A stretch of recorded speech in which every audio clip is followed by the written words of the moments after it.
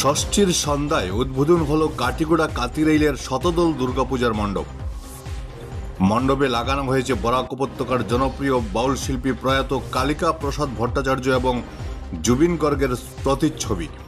পাশাপাশি অপারেশন সিঁদুরে শহীদ জওয়ানদের প্রতিও শ্রদ্ধাঞ্জলি জানানোর বিশেষ ব্যবস্থা রাখা হয়েছে। পুজো কমিটির কর্মকর্তা প্রসেনজিৎ দাস, পিনাক চক্রবর্তী, সহদেব দেব, আলোক দেব তাদের পুজো প্রস্তুতি নিয়ে সংবাদ মাধ্যমে বিস্তারিত তুলে ধরেন। Bureau report, Barak vision. নমস্কার। শতদল শ্রী শ্রী দুর্গাপূজা কমিটি কাতিরাইলের পক্ষ থেকে সমস্ত কাটিগোড়া তথা বরাকবাসীকে আগাম শারদীয় শুভেচ্ছা জানাই। আজকে আমাদের শারদীয় উৎসবের ষষ্ঠী দিন আমরা উদ্বোধন করতে যাচ্ছি আমাদের আজকের পূজা প্যান্ডেল। আমাদের এই শতদল দুর্গাপূজা কমিটি শুরু হয়েছিল 1996 ইংরেজিতে, যার কারণে এই বছর আমরা 30তম বর্ষে পা দিয়েছি। আমরা এবারের দুর্গাপূজায় দুটি বিষয়ের দিকে আমরা চেষ্টা করছি, আমরা প্রয়াস করার জন্য। একটি হলো আমাদের সামনে আছে, এখানে আমরা প্রয়াস নিয়েছি যে আমাদের প্রত্যেকের বাড়িতেই কিছু না কিছু কাপড় থাকে যেগুলি আমরা অব্যবহৃত অবস্থায় রেখে দিই। তো আমরা আমাদের এই পূজা মণ্ডপ এলাকার যে বাড়িগুলি রয়েছে সবার কাছে আমরা অনুরোধ জানিয়েছিলাম যে আপনাদের বাড়িতে সেই যে অব্যবহৃত ভালো কাপড় যেগুলি আছে এগুলি আমাদের পূজা মণ্ডপে জমা দেবেন, আমরা এখানে রাখবো। আর যাদের প্রয়োজন আছে বিনামূল্যে এইগুলি এখান থেকে তাদের পছন্দ করে তারা নিয়ে যাবে।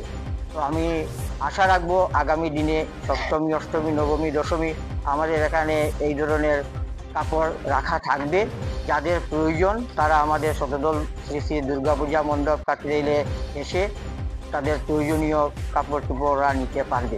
আর আরও একটা বিষয় আমরা সবাই জানি যে কিছুদিন পূর্বে আমাদের প্রখ্যাত একজন সঙ্গীত শিল্পী জুবিন গার্গ প্রয়াত হয়েছেন। তো আমরা আমাদের পূজা মণ্ডপের মধ্যে আমরা অপারেশন সিঁদুরের যারা শহীদ জওয়ান রয়েছেন তাদের উদ্দেশ্যে আমাদের বরাকের প্রখ্যাত বাউল সঙ্গীত শিল্পী কালিকা প্রসাদ ভট্টাচার্য মহাশয় এবং সদ্য প্রয়াত জুবিন গার্গ মহাশয়ের শ্রদ্ধাঞ্জলি আমরা এখানে রেখেছি।